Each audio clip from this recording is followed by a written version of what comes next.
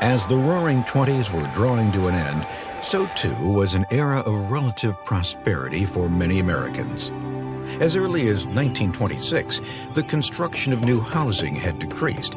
Businesses had too much inventory and too few buyers. Nevertheless, an optimistic America wanted to believe that the good times would last forever, pointing to fortunes that were being made on the stock market. Even people with little money to spare wanted in on the action, and stockbrokers readily agreed to sell shares on margin, where they would lend citizens money to buy stock. These investors figured the stock's price was bound to go up and up, allowing them to pay back the stock's original price tenfold. The constantly rising price of stocks cast a spell over the nation. Noon-hour traffic stood still as people eagerly awaited news of their improved finances. Even distinguished Yale University economist Irving Fisher made a bold speculation. The nation is marching along a permanently high plateau of prosperity. But the simple fact was that the price paid for many stocks was unduly out of proportion to the actual profitability of the companies who issued them, creating the illusion of increased value. On October 29, 1929, reality finally caught up with the stock market, and what went up came crashing back down. Panicked investors sold 16 million shares in a single day, many for just pennies a share.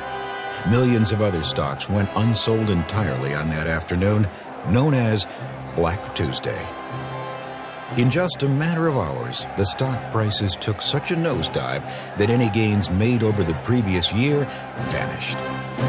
The market's collapse was the most distressing downturn in the history of the New York Stock Exchange.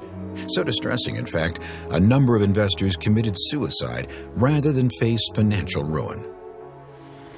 Black Tuesday may have signaled the start of the Great Depression, but the collapse of the stock market wasn't the only cause of the nation's financial woes. The federal government of the 1920s had supported big business with low interest rates and very little governmental regulation, especially over the stock market. In turn, many businesses borrowed more money to expand than they could ever afford to repay. High tariffs that had kept American business owners happy because they kept foreign-made products out of the U.S.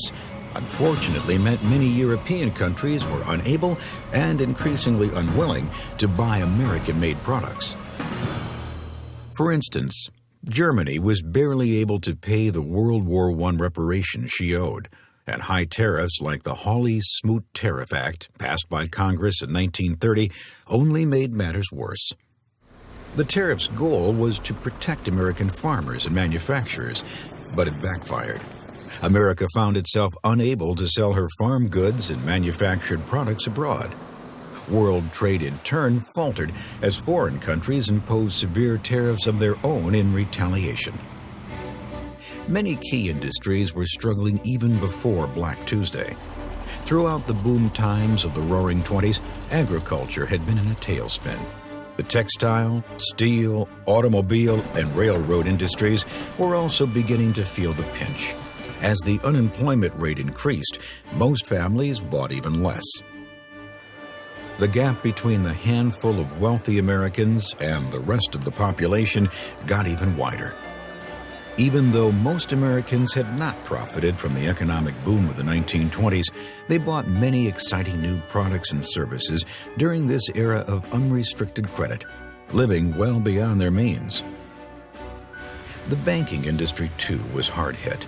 Some banks had invested heavily in the stock market and helplessly stood by as that money vaporized into thin air. As Americans began to realize the pitiful state of the troubled economy, many panicked and rushed to withdraw their savings from banks. Many banks simply couldn't instantly produce the cash demanded and instead shut their doors, leaving depositors with nothing. Bank failures wiped out nearly 9 million individual savings accounts. 659 banks were closed in 1929, and by 1933, 1/4 of America's banks had failed.